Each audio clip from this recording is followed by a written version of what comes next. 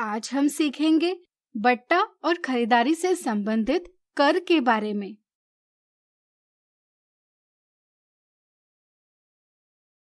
अक्सर दुकानदार ग्राहकों को आकर्षित करने के लिए तथा अपनी वस्तुओं को बेचने के लिए वस्तु के अंकित मूल्य यानी मार्क्ड प्राइस (MP) पर कुछ छूट देते हैं।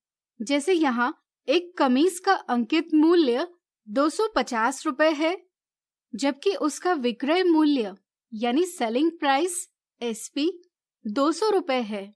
इस तरह से ग्राहक को अंकित मूल्य पर कुछ छूट मिल रही है, जिसके साथ वह कमीज को 200 रुपए में खरीद सकता है। किसी वस्तु के अंकित मूल्य में दी जाने वाली छूट को बट्टा यानी डिस्काउंट कहते हैं। क्या आप बता सकते हैं कि यहाँ बट्टा कितना है? सोचिए सोचिए। चलिए हम बताते हैं।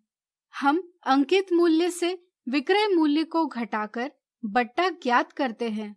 जैसे इस स्थिति में बट्टा बराबर अंकित मूल्य 250 रुपए ऋण विक्रय मूल्य 200 रुपए बराबर 50 रुपए।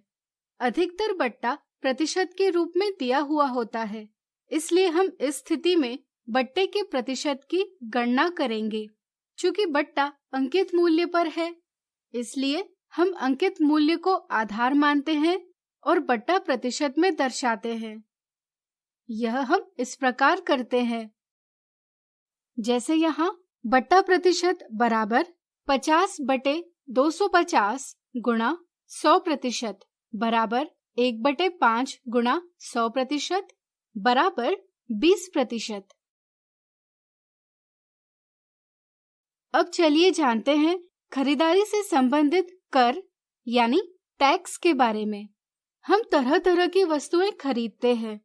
क्या आपने खरीदारी के बिल को ठीक से देखा है? आपने पाया होगा कि इस पर वस्तु के मूल्य के साथ कुछ अतिरिक्त मूल्य कर यानी टैक्स के रूप में लिया जाता है, जैसे बिक्री कर यानी सेल्स टैक्स, वैट यानी वैल्यू एडेड टैक्स या माल और सेवा कर यानी goods and services tax GST इत्यादि। यह कर सरकार को चुकाया जाता है, जिसे सरकार स्वास्थ्य, शिक्षा जैसी सुविधाओं के लिए खर्च करती है। अधिकतर करों को प्रतिशत के रूप में दर्शाया जाता है। चलिए कुछ उदाहरणों से सीखें कि इनकी गणना कैसे की जाती है। सायली 300 रुपए की एक किताब खरीदती है। यदि बिक्री कर की दर 7% है, तो ज्ञात कीजिए उसके द्वारा दुकानदार को कितनी धनराशि दी जाएगी। यहाँ 300 रुपए किताब का विक्रय मूल्य है। बिक्री कर हमेशा वस्तु के विक्रय मूल्य पर लगता है और यह बिल की धनराशि में जोड़ दिया जाता है।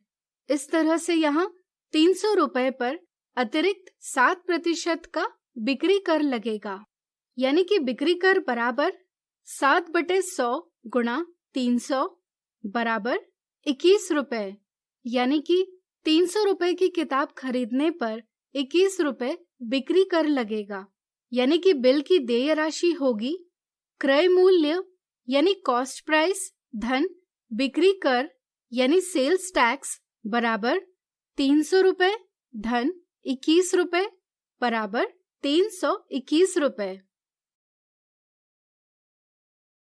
जुलाई 2017 से भारत सरकार ने माल और सेवा कर या GST लागू किया है।